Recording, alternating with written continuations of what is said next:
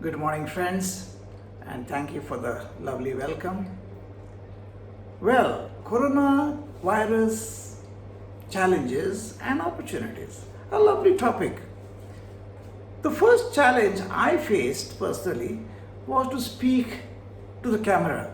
I'm usually used to speaking to groups of people and interacting with them, engaging with them, and now to speak just to a camera is quite a challenge to me. So after 30 plus years of speaking to groups of people, to start now speaking to cameras is something different. But yet we have to overcome it because I see it as an opportunity for something different. Now, there are a lot of things I can do with a camera webinar talk which I cannot do in a classroom talk. So that's a positive. Fantastic. Let's get on with our subject for the day. Let me start with a story, and this is a story which quite a few of you will be knowing very well. It's a story about a glass, half full, half empty. The question. Two psychologists came to Goa to study the Goan mentality and to see how people in Goa look at a glass, half full, half empty. So they called one gentleman, let's call him Pedro. Said, come here gentlemen, we want to study the Goan psyche, the Goan mentality, the Goan mind of how we perceive life. So here is a glass in which we have poured some urak, and we want you to tell us what you think about this. We want to see your reactions. We want to gauge all that goes on inside you when you see this. And based on that, we are going to write our analytical report. So the Goan looked at psychologist A and then looked at psychologist B and then looked at a glass of urak. He took the glass, in one whiff, drank it all and said, thank you. Well, no, that was not me, that's somebody else. See, this is how we need to react to a situation, to a scenario which poses a challenge to you. Look at every challenge as an opportunity. Look at every situation, every scenario which seems to create negativity in you, which seem to get stress in you, which seem to get anxiety in you. Look at it in a way which is positive. Because the moment you look at something positively, a whole cycle that goes on in our mind, in our chemicals that are released throughout our body change. And these chemicals that change causes a reaction, a change in our entire body, in our entire disposition. And that is the secret of making a challenge into an opportunity. I'm going to now quickly take you over to some very interesting statistics which my daughter Delia has very nicely prepared and researched and prepared. Now, I know some of the statistics of coronavirus as of today. In India itself, it is about 3 lakhs, across 3 lakhs, and the number of deaths is about 13,000. 50+% of the people of the 3 lakhs have recovered, which is a very, very good sign in India at least. Okay. Now, against this background, I want you to look at these statistics which are there on your screen now and which I'll read out to you. These are the statistics, some are of annual statistics, some are per day statistics, which I'm sure will blow your mind off. In India, every year, 8.8 lakh people die of hunger. In a year, 1.8 lakh people die in road accidents. In the last 3 months, this stats has fallen completely because of the lockdown. There are no accidents happening on the road. Murders. This is per day. Every day in India, there are 80 murders. More shocking, in India, the rapes are 91 per day. Kidnappings, 289 kidnappings. And then of the other diseases which people die, heart disease, cardiovascular diseases. This is again topping the ranks in not only India, in other parts of the world as well. Heart disease is also called as lifestyle disease. There are a lot of people dying. If you see 8.8 lakh people dying of hunger because they have no food, there are people who eat too much with obesity, with other lifestyle choices. 3 million die every year of heart disease. 3 million. Out of that, there are something called known as sweet deaths. Not very funny, but diabetic deaths. Diabetic deaths per year is 1 million.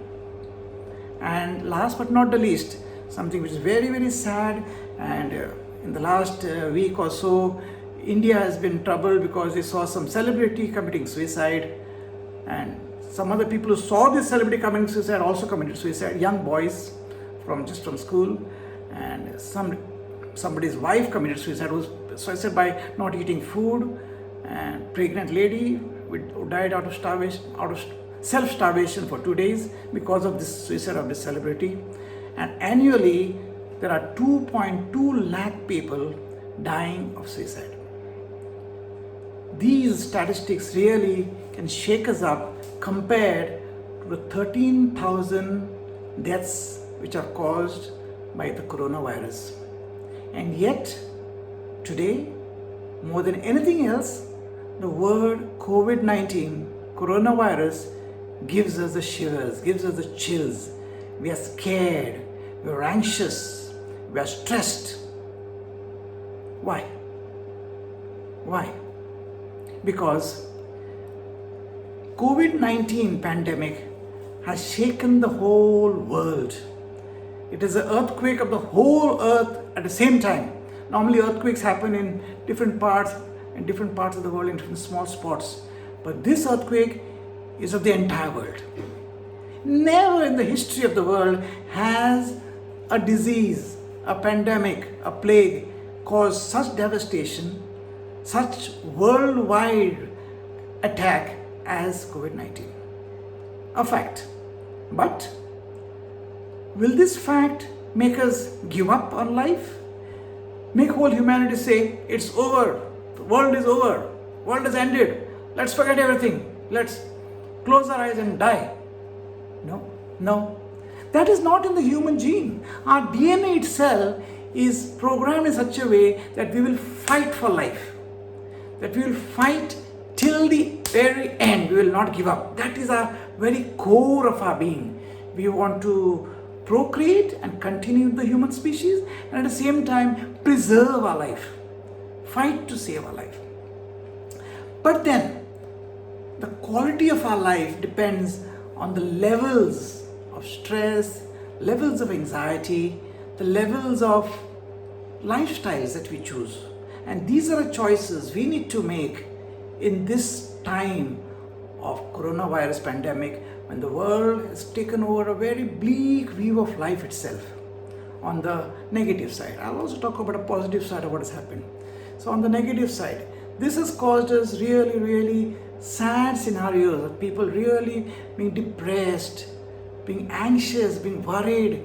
Of course, when people are always anxious when they do not know the end result or they do not know the full information. Today it's very funny that there's so much of humor and so much of information being spread about pandemic, COVID-19 pandemic, that sometimes we can't help but laugh. I saw recently a cartoon where it said we, the human beings in this world, have filled the whole earth with plastic. And now the earth is throwing back the plastic at us, and we have these PPE suits, we have this mask, we are clothing ourselves in plastic.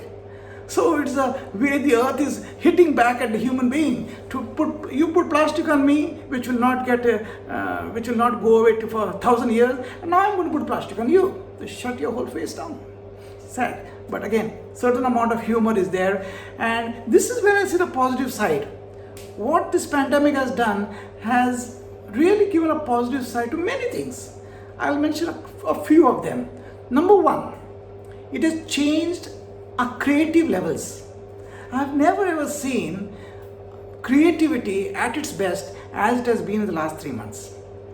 I'm sure any of you who are on social media, who have Facebook, Instagram, WhatsApp, will know for sure that every day we get so much of jokes, so much of cartoons, so much of stories, all funny stories. When you can laugh at life, that is when you know you can have a less stressed life. Laughter is always said to be the best medicine. And these days, the creativity that is there in the people who make drawings, who make cartoons, who make jokes, is really helping us to have laughter as the best medicine, which will lower the levels of your stress. Because stress and anxiety together are the best and the worst killers of human beings and of the human psyche and of the human happiness. There are many challenges that we might say are beyond our control. But may I offer this advice to you? Focus on what you can control. Focus on what you can do. Focus on how much more you can do. Because sometimes we think with our limitations and we do not think with our power that we have within us. So I will give you a few steps in the next section of how we can utilize this enormous energy that is there within us, enormous power that is there within us, which you can bring it to the fore and use for better opportunities and control more things. Now, talking about control and talking about opportunities, all of you who are in this audience, each of you, I see a whole list of people there. I'm sure all of you have one thing special, one thing which is really positive thing. Some of you are students who are at home, some of you are students who are just passed out, looking for jobs. There's one special thing which separates you from many other people who are not on this list of people who are watching this webinar. And that is what? Can you guess? That is, you are digitally active. Fantastic, isn't it? Have you all realized that there are many, of course, there are people who are not able to be active digitally because of poverty, because of social problems, because of connectivity, etc. But you who are here are all socially connected. You are the people who are listening to a webinar. You are the people listening to you in your homes, in your bedrooms, in your study rooms, wherever. You are listening to this webinar, which means you know how to connect. And luckily you have a good internet connection, a good bandwidth, so you can listen to video talks on webinars. Now that itself opens a plethora of opportunities to you. It opens the whole world. The entire world is yours. It is there on your phone, on your laptop, on your computer. It is there in front of you. All you require is good bandwidth. That's it. If you have a good bandwidth, you know how to explore, you know how to go and study for yourself. You are digitally active. Now today, I always believe that every time some catastrophe happens, something happens in the world which shakes it from its foundation, there is a quantum jump in our brain power, in our whole perception of life. Whole perception of life changes. Our whole values, our whole value system changes. It shakes and it changes. And this is what is happening now positively, because there's a quantum jump in the way we are learning. There's a quantum jump in the ways we are perceiving things. There's a quantum jump in the way we are giving meanings to those perceptions. Now this is a very, very important positive we need to hold on to, because digitally you have entire range of things that you can work at home, study at home, explore with your friends through these chat rooms. That is something very, very important to hold on to. And do not waste time with unnecessary things, because you have something positive happening in front of you. Don't wait. When will the colleges reopen? When will the offices reopen? When can I go back to being with my friends? May happen soon, may not happen soon. I do not know the answer. We may find a cure the next month or two, and we may find a vaccine. Positive things can happen, yes. Fantastic. If you can do that, nothing like it, back to your school, back to your colleges, back to your workplaces, fantastic. But if not, what? If not, what? Are you going to just sleep at home the whole day? Are you going to just go on binge eating and binge watching movies and television? I think this is an opportunity you should use, because the amount of information that is being made available to you now is fantastic. I see my children also studying different things, different courses. Some are paid, some are free. Quite a lot of them are free courses with certificates. You can learn entire amount of syllabus just sitting at home and taking the classes. And then there are online examinations. Now the whole pattern and the system of evaluation of examination is changing. Unlike what it should happen in classroom before, where you could copy from somebody, look here, look there. I remember in my school days in Bombay, we used to have certain codes. Now, if there were any objective questions, if you scratch your nose, its answer is 1. If you scratch your ear, it's number 2 or something like that. I can't remember all the details. And their friends were not so smart. They would ask, we had a pre-arranged signal. You do this and then you do this, then I'll know the answer is 1. If you do this, then the answer will be 2 or whatever. So that whole system, that whole style is changing. The whole future is changing because it's adapting. And that is the secret of mankind. Mankind learns to adapt. And because mankind has adapted, we have lived for so many thousands of years. If we do not adapt, we will die. One of the best creatures who are good in adapting, which I saw, which I read about recently, is a cockroach. Now, some of you may not like the word cockroach, but cockroach is one being which has survived nuclear holocaust. Even in Japan, where the nuclear bomb was thrown, cockroaches have survived. You may say that many of the women who are here, or young girls who are watching this, will know about kitchens. And they'll say, oh, well, you do everything possible, we'll still find a cockroach hiding somewhere or breeding somewhere, not dying. Just refuses to die. Because it adapts to any circumstance and builds up an immunity against it. I'm sure one of the things that has happened in many homes, especially it's happened in my home, I'm sure it's happened in many others, is children have learned to cook. My children have fantastic trying different dishes. I got 2 boys and a lovely little girl, and they all learn to cook different things. They are experimenting with food. And the mother is surprised and shocked, and I am flattered, though I am very particular about my diet, yet I can't resist going and trying their foods. So this has brought a family together. This is again another of the positives that I hear in my own family and I hear about in my friends' families.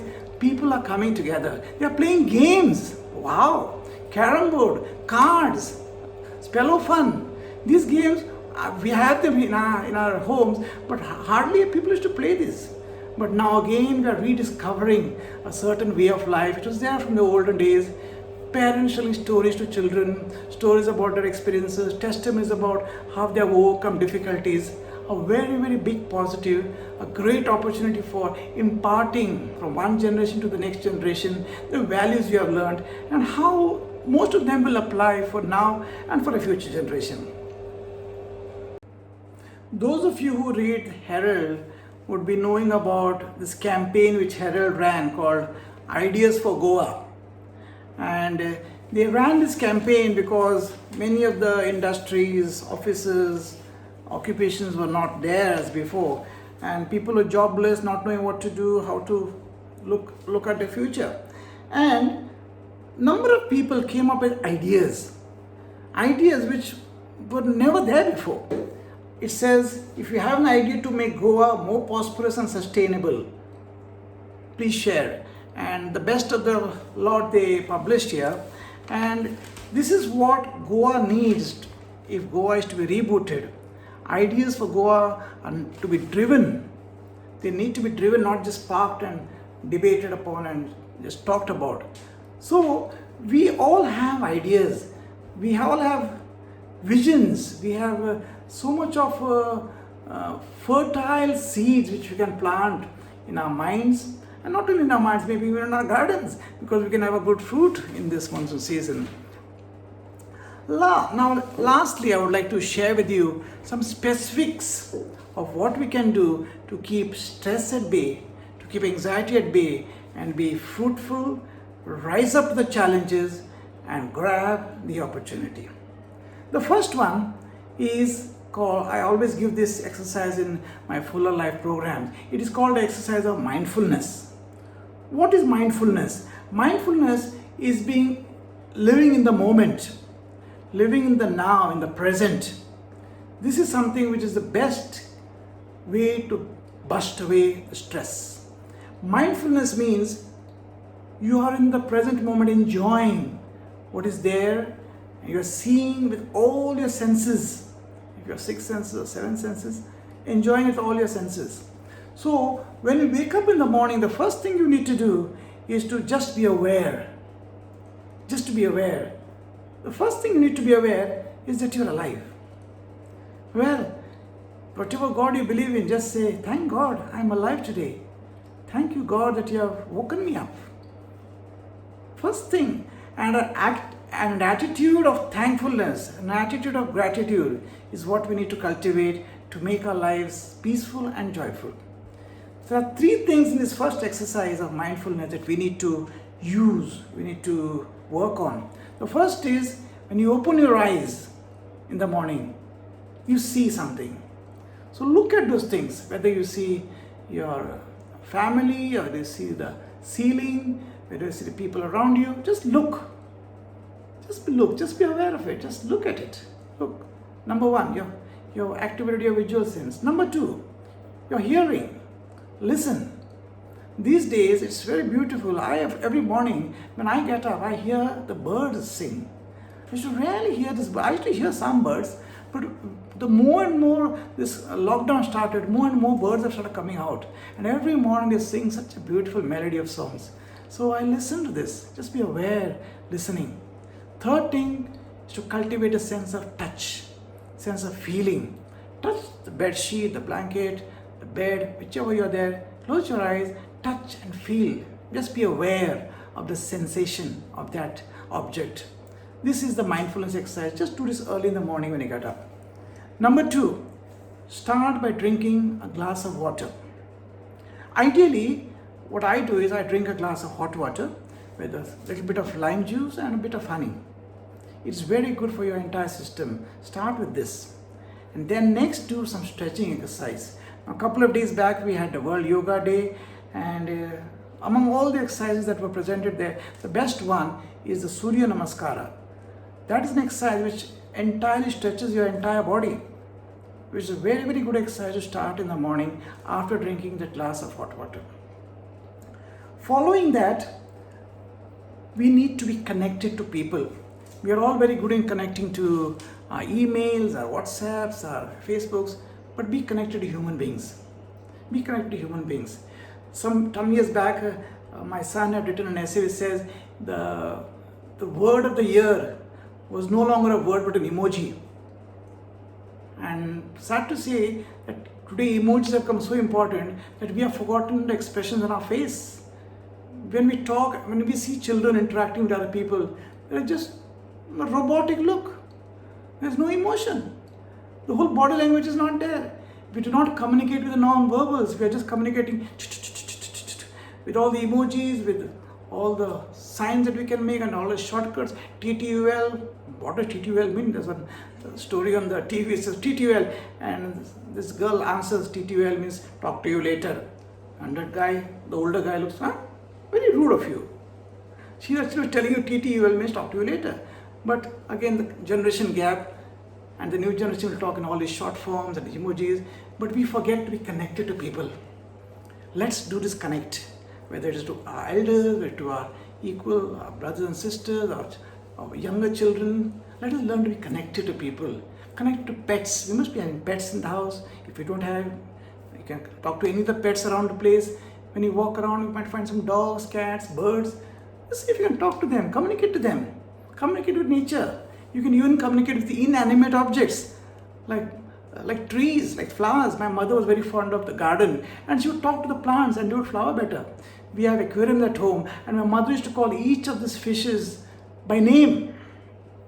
And when she used to come in the morning to give them feed, they used to all come running. If our maids, our house help used to go to feed them, they would not come. They would just go and pick it up later.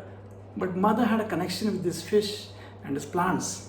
So be connected to nature. Today we have so much of information overload that we need to really put a pause. From morning to night, sometimes we listen to the news and most of it is bad news. Just have specific times when you want to watch the news. Time your days. Time your day and what you'll do at what time. Take time to listen to the news, take time for your entertainment channels, take time for your studies, exercise, connected to families, rest, recreation. Okay? Breathing techniques. Life is there as long as we have the breath. Breath. Concentrate on how we breathe, because a person who is stressed will not breathe properly. A person who knows how to breathe is already a relaxed person. A person who has got a lot of oxygen in the lungs is always a healthy person. Today oximeters are on sale for people because we want to know how much of oxygen is there in your lungs. Because one of the asymptomatic patient would have this problem of less oxygen and not realize that he is already COVID positive. And when it has fallen below 85, 80, 70%, it is already a disaster. It is very almost late, and he has rushed to be on respiratory system. And today even we have watches which check your oxygen levels and to see if it is above 90, 95. It's very good. 95 is a very good sign. I always have 100 because I know how to breathe well, and I am always laughing, so most of my carbon dioxide is thrown out and I get fresh oxygen inside. So that is a sign of positive oxygen in your blood. Our brains require more oxygen than the entire body. So the more we breathe correctly, the better ways of breathing exercise that we do will help us have more oxygen in our whole entire system. Finally, bedtime. One of the problems of today is before bedtime we are always on the phone or in front of a television, and this digital light that comes in always causes problems because we cannot fall asleep well and we do not have a good sleep. So I would suggest that at least an hour before we go to sleep, we need to have time off from digital devices. Today my children bought for me a pair of glasses which are got this blue ray prevention. It prevents blue light coming into your eyes, and especially for devices like the phone or even the computer or the TV. This is a very good pair of glasses. They have also given a screen for my phone which has got blue light prevention. So this is a good pair of glasses to have if you're spending time in front of a telly or in front of a phone or a computer which have got a lot of blue light.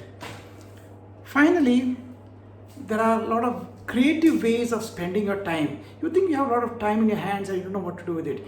Use this time for puzzles, video games, music, learning music, playing music, art, drawing. Improve your whole entire body. Use your left hand, use your right hand for different things, for drawing, for working with. Is a part of ambidexterity exercise, to use both your hands, to play different instruments, to do drawings with both your hands at the same time. All this will expand your brain, will expand your creativity, will expand your intelligence levels. Different levels of intelligence will be improved because we are using both our hands. It's a subject, it's a vast subject by itself. Some other time maybe we could work on it, we could talk about it. Finally, I want to leave you with a video of a young girl. A girl who was left on the road because she was, whatever reason, her parents abandoned her. And she grows up in this family which adopted her to become one of the topmost gymnasts. She was excellent at everything because her parents told her one thing, her adopted parents. They said, you cannot use the word can't, C-A-N-T. I cannot. Never use this word. Never use this word can't. It cannot be done. Just think, I can. I can. I will. I will. I can and I will. And she became one of the topmost gymnasts. She was very good in all that she does. You will see her amazing performance. And you will say, so what's so great about it? The great thing about it is she was born with no legs. And this girl is going to challenge your life and show you how every challenge can become an opportunity. Thank you very much. May God bless you. Can't is not part of your vocabulary. If you just put your mind to it, you can do it. And you believe that? Yeah. That's the crazy thing is if you're never given limits, then you think, I can do anything. And if she could do anything, she wanted it to be this, what she saw her hero, Dominique Moceanu, doing on TV. There was just one problem. Jennifer was born without legs, a devastating birth defect that had led her natural parents to abandon her the day she was born. It bothered me to think that there was a little girl that was left at the hospital and she had no legs, so I thought she needed a family that would love her and take care of her. Sharon and her husband Gerald brought her home to the tiny town of Hardinville, Illinois. Population 50, they say, if you count the dogs and cats. They decided to raise her like they raised their 3 healthy sons, with no limitations and just one simple rule. Never say the word Can't. You said, I want to be a tumbler. You didn't have legs. Right. You kind of need those, most people think, to tumble. Well, think again. The girl who wasn't allowed to say can't was on her way to becoming a genuine gymnastics champion. She started at 7 on the trampoline with her dad. And after a few falls, she got the hang of it. In time, she was competing. And soon after that, she was dominating. And by high school, Jennifer Bricker, are you ready for this, was the tumbling champion of the state of Illinois. Soon, Jennifer was pursuing other sports too. Even one you'd figure she had absolutely no chance to play well, until it turned out she could steal the ball, even grab a few rebounds. And she could make baskets, too. She didn't consider herself handicapped. She was talking to some friends one time, and one of them said something about her being handicapped. She said, well, I'm not handicapped. And they said, well, you have to use a wheelchair. She said, just to keep them getting dirty. One day at age 16, out of curiosity, Jennifer asked her mother a question. Hey, is there anything that you, know about my adoption or biological family that you didn't tell me? I said, okay, but you got to sit down. And she said, Mom, I'm always sitting. And she said, maybe you should sit down. I said, okay, let me sit down. And she said, well, what's the big deal? Just tell me what my last name is. And I said, well, that's the big deal. And she said, what do you mean? I said, your last name would have been Moceanu. I knew what that meant. I knew that Dominique Moceanu was my biological sister. When she finally tracked Dominique down, Jennifer wrote her a letter. Inside the envelope were adoption papers, a photograph, and a stunning piece of news. My biological last name is Moceanu. That line, I was just like, I can't believe this is happening. Everything was there. The evidence was there. Jennifer looked like the spitting image of my youngest sister, Christina. What a moment for anyone to even speak to their childhood idol, but for their childhood idol to be their sister, that's something. She told me she was an athlete in the letter. In fact, I was her inspiration to start tumbling and doing gymnastics. And then on the phone call, she goes, oh, by the way, I have no legs. I mean, she's like, wait a minute, didn't you just tell me that you're an acrobat and you did all these sports? And I could just hear the wheels turning, and Yeah. And I said, who is this girl? Oh my gosh. How did she have this attitude to persevere in life and overcome every obstacle? And she's my sister. Jennifer has moved out to Hollywood. Where else if you want to be a star? She drives a specially equipped car and lives a normal, independent life. And she's earning a living. How else? As a gymnast. She's an acrobat who has toured with Britney Spears. And now she's training for a classical performance at New York's Lincoln Center. We got to go to Ohio and got to watch her perform. The audience just went crazy. They stood up and they were whistling and screaming and clapping and all this, and I was blubbering. I was sobbing because it was so beautiful, and it's like, oh my goodness, that's my baby. The baby who was taught early on never to say the word can't.